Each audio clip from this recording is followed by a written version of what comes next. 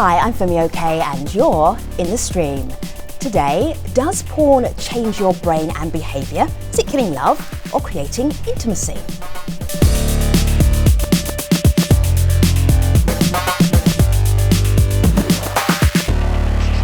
There are times when we do a show and our online community is saying, how did you come up with that topic?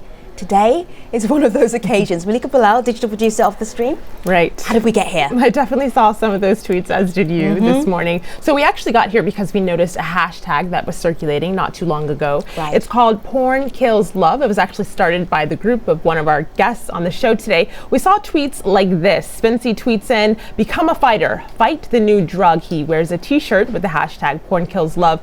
It sparked a little bit of pushback as well on Twitter. Jean-Luc responds, porn, like anything else, should be watched in moderation, but to say that it kills love is just ridiculous. Well, we'll get into that in today's show, but we want to hear from you as well, so tweet us with hashtag AJStream. And you don't have to just tweet us, there's so many ways that you can actually join in the program. I know that some of you are multitasking, so go over here to stream.aljazeera.com/about, and here you will find different ways for you to be part of the conversation. Malika told you about Twitter, there's Facebook, Google+, Pinterest and Reddit as well, and join in, be part of the conversation. Looking forward to hearing from you. My name is Stefan Hoffman. I'm professor of psychology at Boston University, and I'm in the stream. Viewing porn is normally a private affair, so it's hard to get reliable statistics. But according to Google Trends, one of the most popular search terms is teen porn. The industry has moved into a new beast since the days of plastic-covered adult magazines. Playboy's classic pics are pretty tame compared to today's internet porn. No generation has ever been able to access pornography as easily and fast and free as the one that's growing up today. And thousands of porn sites flooding the internet are fueling a multi-billion-dollar industry. So what is this saturation of internet porn doing to our brain and behaviour? To help us talk about this, we're joined by Cindy Gallup. She's the founder of the site Make Love Not Porn, a website that she says promotes real-world sex. In Utah, Clay Olson, executive director of Fight the New Drug, which sparked the online movement, hashtag Porn Kills Love. Clinical psychologist Martin Hall is an associate professor at the University of Copenhagen, and he's looking at the brain and pornography. And finally, in Los Angeles, we have former porn actor Danny Wilde. So it's great to have you all here in the stream, everybody. Welcome to the conversation. I'm going to get it kicked off with a public service announcement that we found on YouTube going back to 1960.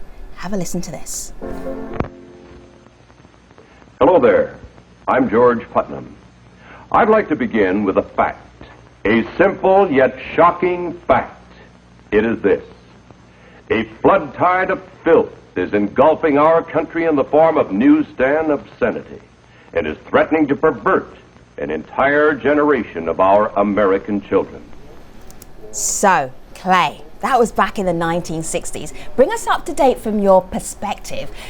Floodgate of porn there that the PSA was talking about. Do you feel that we've progressed since then? Is it any worse for young people right now? Oh my gosh, it is so much. It's a totally different ball game today. I mean, you know, teens and parents are using the same word to describe two completely different things. And you know, back in the day, it was pornography. It was naked imagery, really.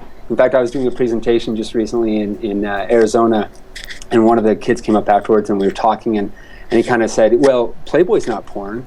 And I kind of thought, oh, interesting how far things have progressed to the point where this individual didn't even look at Playboy, the iconic symbol of pornography for so many years, as pornography. So, you know, things have progressed to be more violent, more extreme, more degrading, and very much more damaging to individuals. See, it's not mandatory. It's not like you have to go on the internet and do any of this stuff. It's voluntary, and it's people doing it in their own private time. So is there a problem then with people's behaviour if you link those two? If you link kind of the accessibility and the nature of pornography and how that's affecting behaviors, oh my goodness, it's affecting behaviors in a big way just due to the fact that the sexual template of individuals, especially young people, is changing due to the exposure to that kind of material, and it's affecting not only the way that they respond to their own life around them, but how they treat others. So can I ask briefly, what do you think this is doing to change people? I kind of already know Cindy's stance on this, but what do you think it's actually doing to young people as far as their behavior? Well, Clay, I'm addressing Clay. Yeah, so Danny, you're asking, what this hardcore material is doing to young people? Yeah, you say it's very harmful to them. I'm just curious what... Well, that early exposure to material that is increasingly more violent. A recent study came out showing that nearly 88% of online pornography is aggressive or violent, and that kind of material is changing the way young people view the world around them and view love, and it changes their definition of intimacy in general. Well, Cindy, in addition to young people, there are other people saying that this affects older people's behaviors in other ways. Michael on Twitter says, porn creates emotional distance, unrealistic expectations, brutalizes, he says, its participants emotionally, if not physically. Sophia says, your partner may never seem to satisfy you after porn, even when they're at their best, because you've envisioned something. So are these feasible and realistic complaints? So I should explain first of all that MakeLoveNotPorn.com was born out of my own personal experience. I date younger men, and about 6 or 7 years ago, before the media ever picked up on all of this, I realized through dating younger men that I was encountering this issue very personally and decided something about it. The really important thing to say, though, is that Make Love Not Porn is not anti-porn, because the issue in everything we're talking about isn't porn. The issue is the total lack of an open, healthy, honest, truthful dialogue in our society around sex in the real world, which, if we had it, would, amongst many other benefits, also mean that people would then bring a real world mindset when they view what is essentially artificial entertainment. The issue isn't with porn, the issue with us and our refusal to be honest, open, straightforward and normal about what sex is really like and what it really means in the real world. See, we have to talk specifics in this conversation, otherwise we can all be general here and then nothing actually makes any sense. So I have to tell everybody, Cindy is the most amazing businesswoman and has qualifications that just make her one of the giants in the world of business. But the reason you're here is because something that you found out just personally. So you were saying that you found that there's some issue with pornography and the relationships that you were having. What are we talking about here? Sure. Well, if you go to MakeLoveNotPorn.com, you will see about 10 screens, and every single one of those happened to me. Okay. And I don't know how graphic I can get in this program. So we can be eloquent and descriptive, but we're going to use language that's respectful. Cindy is now silent. No, but here's the interesting thing, because MakeLoveNotPorn.com has driven an extraordinary response. And I think the reason is because that site is a manifestation of me, by which I mean it's very straightforward, very direct, simple, honest, down to earth, utterly non-judgmental, and it has a sense of humour. All right, so we never get to talk about sex within those parameters. When we do, let me help you give some examples then, because so that you don't feel that you're crossing the line here. So on the site, there's and we can look at this. It's not naughty. You can go to the porn world, and there's things that happen in the porn world. And then you go to the real world, and this is what's going to happen in your real relationship. And so there was a disconnect between what people. This is your story, you tell it. No, absolutely. And essentially, the important thing is that overly porn-influenced sexual behaviour is driven by good motives, not bad. Because people want to please their partners in bed, they'll seize their cues from anywhere they can. If the only thing they've ever seen is in porn, because nobody's ever talked to them about sex, they go, oh, she'll like that, he'll like that, so that's what they do. Let's give an example carefully. Language, for instance. So people will see women addressed in a particular way in porn, and they will use that language in bed because they think women like that language. Oh, those porn stars loved it when they were dressed as blah blah blah blah. Yeah, are you squirming here, Danny? This is your old industry here. Yeah, I mean, I still work in the industry, just not as a performer. It's been about 4 months. The thing is, I think Cindy is on point with saying a lot of this behavior, like, for example, she has said in the past, and I hope this is okay to say, that, there are young men that she's been with who assume that it's okay to just jump up and ejaculate on a woman's face in real life, which I dare say a lot of people don't particularly enjoy. Some do, but it's an acquired taste maybe. And things like this come from either someone saying, as a man or a woman, like, I saw this in porn and I want to do this because it's hot to me, or I think that my partner will enjoy this. The stuff which I think Clay is getting at from reading his just some things on his Twitter and so forth, is that there's this like very violent behavior that is being enforced by porn. I'm aware that there's very extreme acts that are being portrayed on a regular basis, and probably, like he's talking about, neuroplasticity and things like this. Your brain starts opening up new pathways when you watch something and you obtain pleasure from it.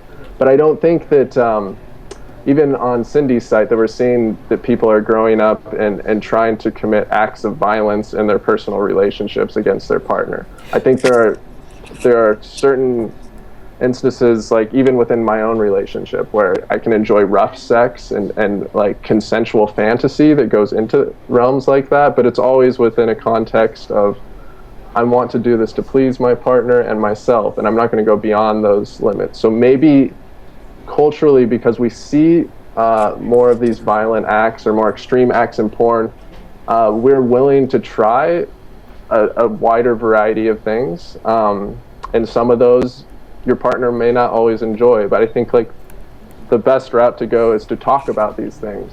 Well, Danny, it's that willingness to try that our community's picking up on. And actually, Martin, I want to bring you in here with this next series of tweets on the violent behavior that could come out of this. Dato says, people getting ideas of violence from hardcore porn. It's definitely one source of violence. Another person, though, Sakura, says, I don't believe porn is the cause. However, it does feed into the normalization of sexual violence. So can you take us between those two things, whether or not it's a cause or whether or not it normalizes it?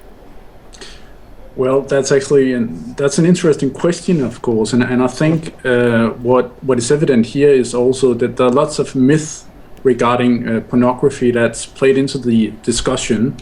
Because when we look at the research, and there's been research conducted for 40, 50 years, and a lot of research in the US, for example, within the last 10 years, that doesn't seem to support the claims here made by Clay Olson regarding the effects of pornography on everyone who watches it. That's not to say that some are not affected by it, but not as adversely affected as we might fear. So, Martin, would you explain that then? Certainly. So yeah, sometimes we have discussions that pornography adversely affects sexual behaviors, increases sexual callousness, sexual violence, attitude supporting violence, and so forth.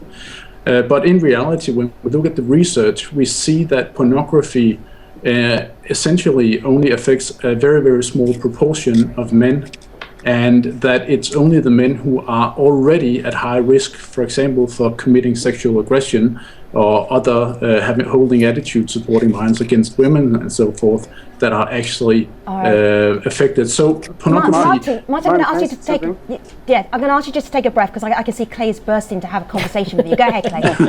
I just want to, Martin, I looked into the study that you're referring to, the one that you guys did, and the sample that you're referring to that had very little effect on individuals was taken from 1988. I mean, pre-internet. I mean, we're talking about a completely new world now. And I also want to refer back to Danny's comment saying that our organization, or that I am in some way claiming that all individuals that view this material are going to end up exercising violence in their relationships, and I am not saying that in any way. But I am saying that the research indicates that this can contribute to more acceptance to violence. As young people get sexually kind of defined through that exposure to pornography and that material, they're going to want to kind of bring that into the bedroom later on. I'm not sure, Clay, which study you've read. In '88, I was in high school, so it wasn't me conducting the study, at least. And I can say that there's been numerous studies conducted, and they seem to start showing the same results from Martin, different research can I ask you groups. something? Let's just take it out of the study thing, because I always love to visualize things. How are you studying the impact of pornography? How do you actually do it? Are you actually consuming a lot of pornography yourself so that you can actually test it on your brain? How does this even work? Well, the way that it's done is very traditional. You have the questionnaire where you find associations between, for example, pornography and sexual behaviors by asking people how much pornography do you use, and then you ask what kind of sexual behaviors they have. we have experimental studies where we expose people to sexual explicit material, pornography, right. And then measure effects here. Or we ask consumers, how do you feel pornography might affect you? Okay. And what's very interesting is that it seems that most people will think that pornography affects others much more than themselves. That is a third-person effect. So we are always afraid that controversial media, such as pornography, affects everyone else a lot more than it does ourselves, so to speak. Unsurprisingly, and I think that plays into the discussion here as well. Sure, Martin, our community want to jump into the conversation. Everybody is engrossed by this conversation. And it's actually also a global conversation. So, Cindy, I'm going to play you a video comment we received from India. Have a listen to this. Yep. In India, 2 petitions at the moment seek to criminalize the consumption of porn by linking it to violence against women.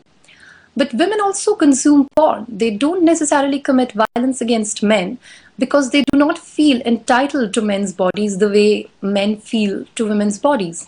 So unless we address the underlying problems of patriarchy and the sense of entitlement that men have over women's bodies, the problem of rape cannot be addressed. So porn is not the problem, patriarchy is. So she mentions patriarchy. We also got tweets on just misogyny and porn in general. Right, so one thing that really frustrates me is when people talk about porn as if it was all one big homogenous mass. That's like saying literature like it's all the same thing. The landscape of porn is like the landscape of literature. Just as many genres, subgenres. For example, when you talk about violence and domination in porn, nobody ever talks about the fact there's a huge sector that is about men being dominated by women that a lot of men get off on, and it's not talked about because that would threaten the construct of masculinity in our society. And so I completely concur because the day we have a porn industry that is 50-50 equally led, managed and driven by women as well as men at the top, that therefore targets 50% of its output at women equally as well as at men, as opposed to misguidedly thinking men are the only audience, and that makes 50% of its money out of women as well as men, is the day we have a porn industry that looks very different, more creative, innovative, disruptive, and a better industry as a whole. And so the answer to everything that worries people about porn is not to shut down, censor, clamp down, block, repress. It's to open up to letting this industry be disrupted by entrepreneurs like me and my team who fight a battle every day to build our business. Open up the dialogue around all of this so we can talk about it openly and healthily, and open up to encouraging people to actually, disrupt the world of sex and porn for the better all around us. See, here's the pushback you're going to get right here from my laptop, which is a little cartoon, but a really great way of explaining how pornography people can be addicted to pornography. So there's a little snippet here. Just have a listen to this. Brain. Dopamine is released as a reward whenever we accomplish something, whether it be eating to sustain life or sexual activity to produce future life. And this dopamine consolidates neural connections in order to drive us to perform the same activity in the future. In other words, it alters and forms the brain cells to motivate certain actions. It rewires your brain. The National Institutes of Health measure drug addictiveness by testing rats. The rat is trained to press a button in order to get a drug, and the harder it works indicates how addictive the substance is. It turns out that the more addictive a drug is, the more dopamine we see released. And while there is, unfortunately, no rat porn that we can give to them, we do know that dopamine is also released during sexual excitement, which pornography plays right into. See, Clay, I have a feeling that somewhere in the world there is actually rat pornography, but that's beside the point. Just Google it. Now everybody stop watching the TV and start Googling it. So, but what do you make of this, that whole idea of addiction and pornography? Is that why you're actually touring schools, going out and reaching out to people and saying, look, this may be not such a great idea that we have easily accessible pornography? Yeah, I mean, the whole goal of our organization really is to kind of give individuals an opportunity to make educated decisions.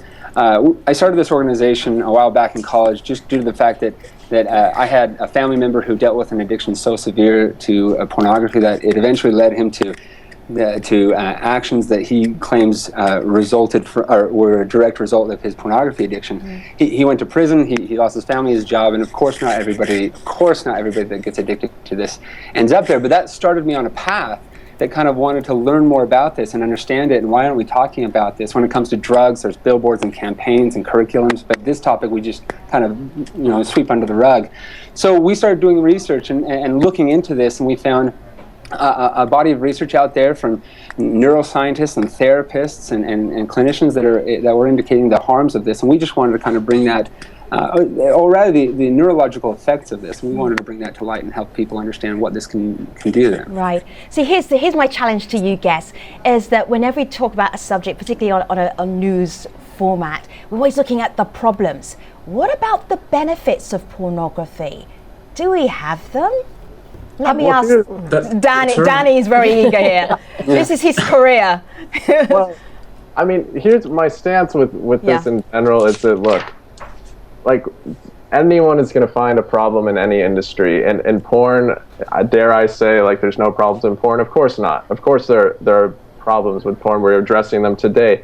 But I feel like there's a difference in what Cindy is doing versus Clay. And Cindy is saying, I have this business idea where I can actually make a tangible difference. People will contribute to this difference in sharing their real world sex, which is an alternative to mainstream porn, which depicts people who I think are in love or who want to show something that is not this violent whatever depiction of sexuality, this misogyny that everyone seems to hamper down on in mainstream porn, which I think, as Cindy addressed, is also not indicative of all pornography or even all mainstream pornography or even the most consumed type of mainstream pornography. So Danny, we're going around the houses here. Benefits of pornography are what? What? Well, I mean, it's something we enjoy sex as human beings, and pornography, if you watch it by yourself, is a form of play. It's a form of entertainment. It's probably a form of stress relief. If you watch it with a partner, it can open up your all right, spoken like a former porn actor, Cindy. Yeah. Porn absolutely has a benefit, and the reason this benefit is not more apparent is, again, because of the way that our society reacts to it. Porn is enormously useful as a tool with which to explore your own sexuality.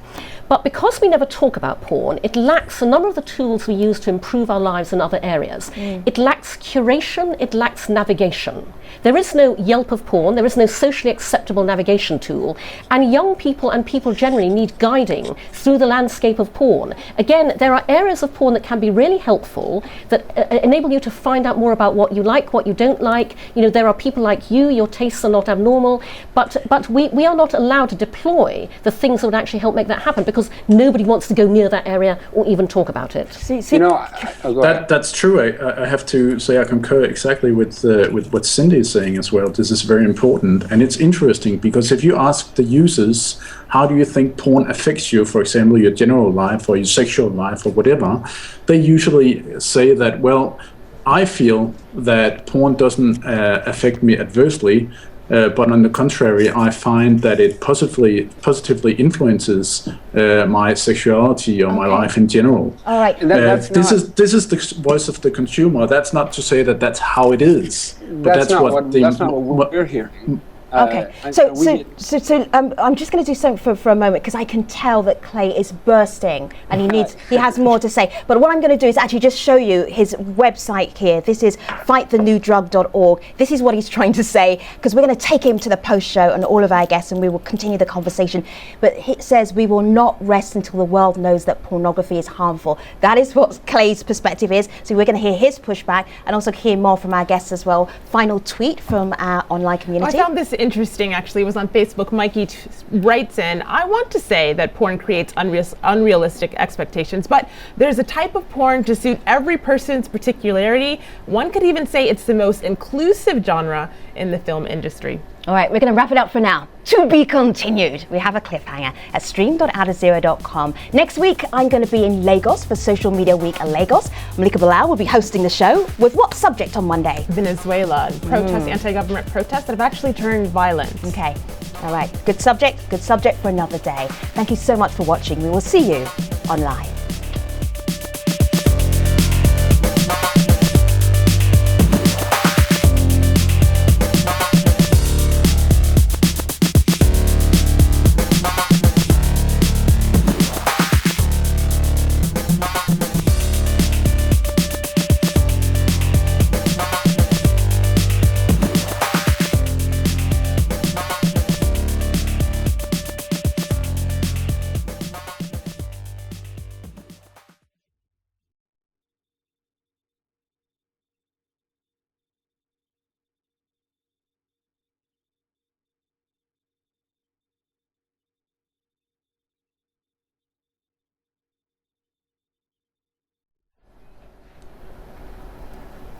Hello again. We're discussing the effect of a generation saturated in internet porn. What does it do to our behaviour? What does it do to our brain? We are going to go back to Clay. Clay, I knew you had things to say. I could see you reacting. So now, go for it. What did you want to add? I just wanted to say that really our organization, I agree with much of what Cindy's trying to do, in the sense that bringing it to a real, I think it's a great step in the right direction.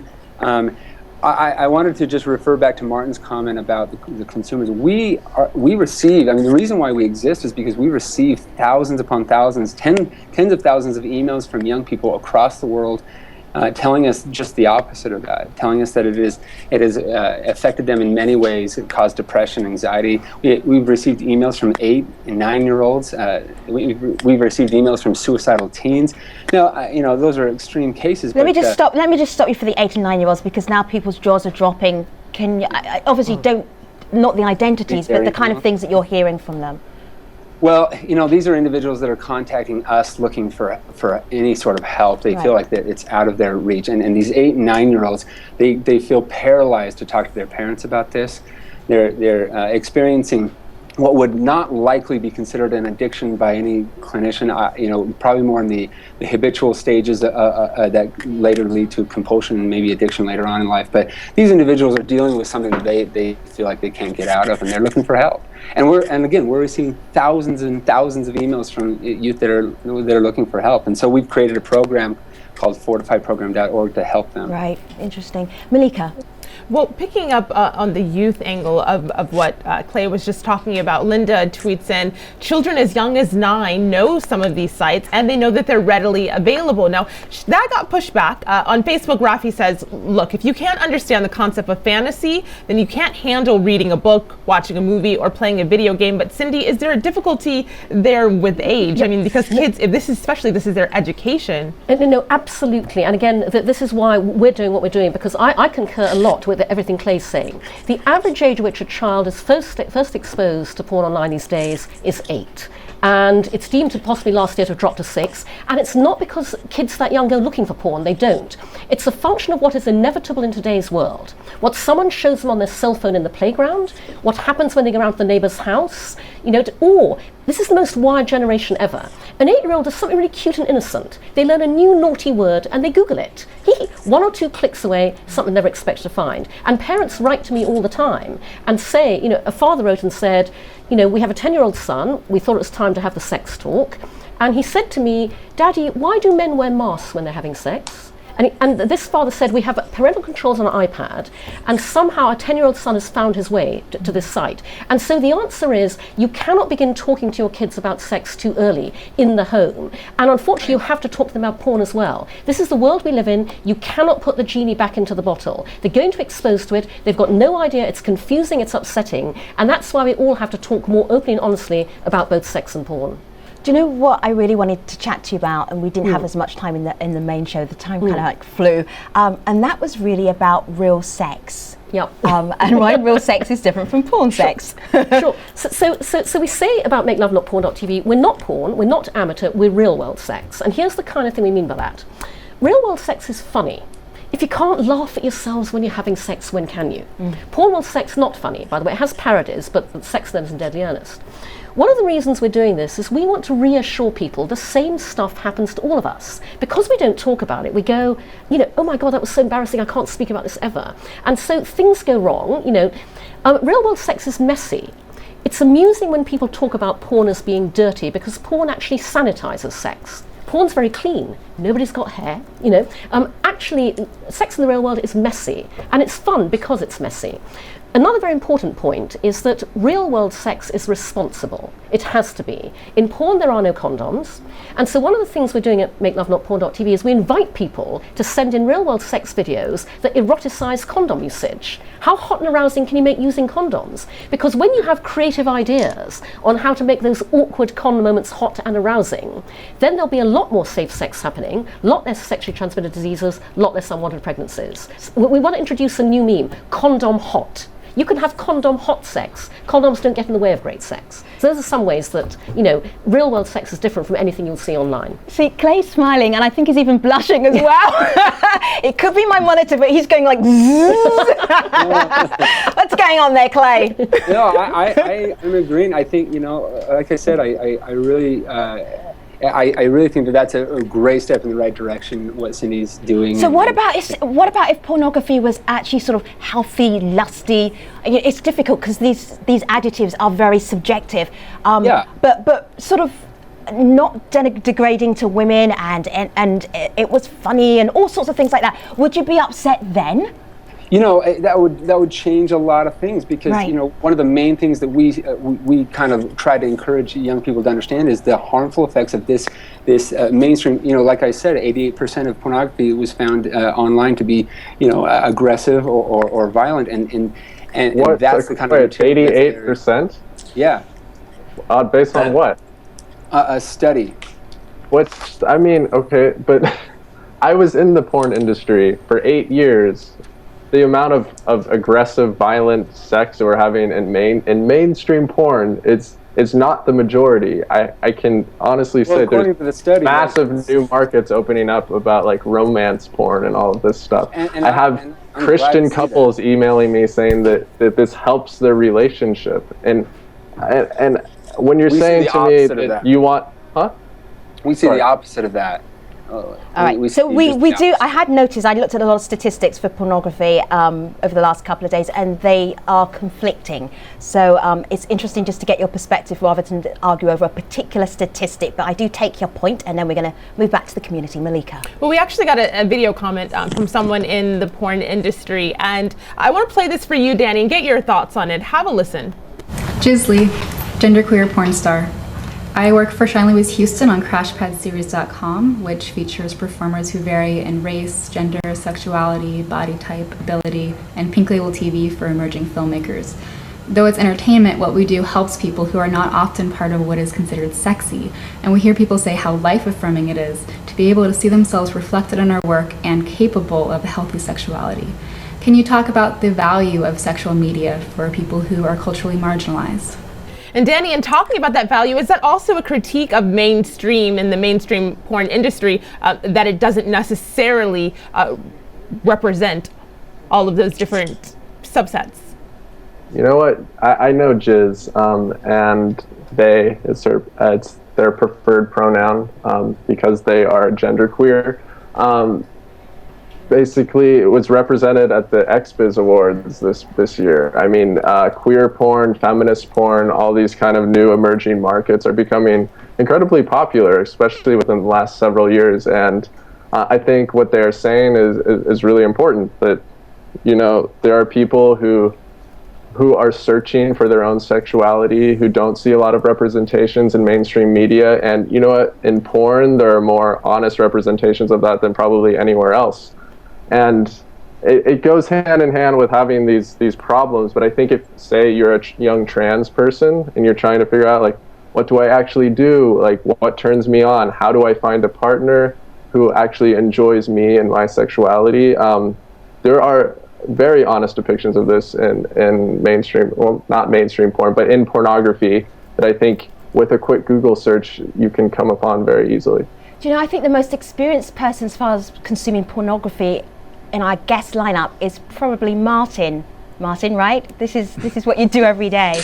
Well, basically, it's very interesting, and that's a very good point by the viewer, because what we are seeing is when we conduct research with the men who have sex with men, we actually see that they use video material to validate their sexuality, their likes and dislikes, and their identity as maybe homosexual.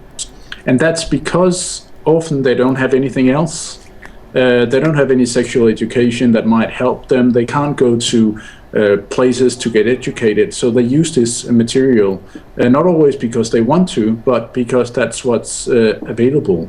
So in that sense, I think both Clay and Cindy has an excellent point in the sense of we need to offer also marginalized groups the literature or the context where they can talk about their sexuality, so they don't only rely on pornography. I love that we have so many sexperts on this program, so I'm going to ask you to give us one piece of advice or insight about pornography just to wrap up our conversation. Martin, what would you tell us from your clinical psychology point of view that will help us in our relationship with pornography? I would say pornography is here to stay. It's a cornerstone, especially in many male sexuality. And I would say educate, educate, educate. Clay. Talk about it. Yeah, I agree with Martin. Educate, educate, educate. You know, we just want people to be able to kind of understand what this is, so that they don't walk into this, totally naively, or and they can find their own healthy sexuality. Danny. I mean, the way everyone's talking, it sounds like we all agree. I just think like there's a different way of going about it. Clay's website specifically says, you just showed a clip of his video, that we will not stop until people know that porn is harmful, explicitly harmful. And I don't think that is necessarily true. Danny, is there a movie of yours that you would recommend that we see where you feel you've done your best work? Well, I would recommend going to Cindy's site for once. Okay. Okay, so they've been that bad then, Danny. Don't see mine, see one of Cindy's. No, but Danny's videos on MakeLoveNotPorn.tv are fantastic. You should totally see them. Okay, all right, so I won't keep you. I know you've got videos to make. Malika Bilal. This is a good wrap up. Katniss on Twitter says, look, everything has risks. I think porn can be beneficial for some folks, educational and or entertaining. So one view. And then I'm going to show you two views on my laptop because it was very hard to have visuals for this conversation. Well, it wasn't hard. It's just that, you know, we didn't feel like we needed to do it because our guest was so engaging. So this is Victoriana. So this is like ... and then what happened next. And then my favorite one that I tweeted out a little bit earlier is pornography is not going anywhere. Look where it started. Okay. Thank you very much to all of our guests. It was a pleasure having Cindy Gallup here, Martin Hall, Clay Olson, and Danny Wild. Thank you very much indeed.